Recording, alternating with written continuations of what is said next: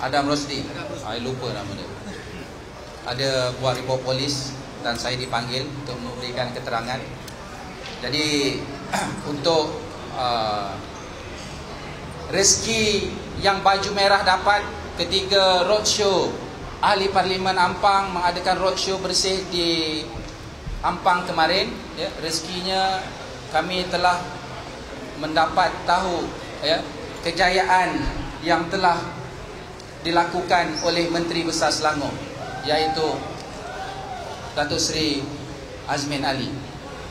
Saya ingin mengucapkan sabas dan tahniah kepada Datuk Seri Azmin Ali kerana telah berjaya mentadbir Selangor ini dan menjadikan pemuda AMK beliau jutawan-jutawan kaya raya.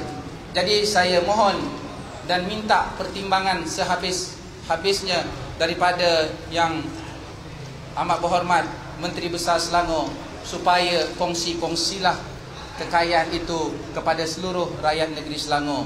Jangan dikongsi kepada, ya, kroni-kroni ataupun members politik sahaja.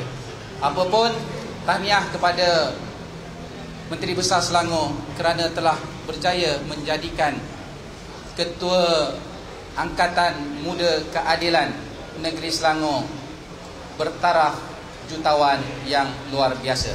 Sabas dan tahniah Azmin Ali.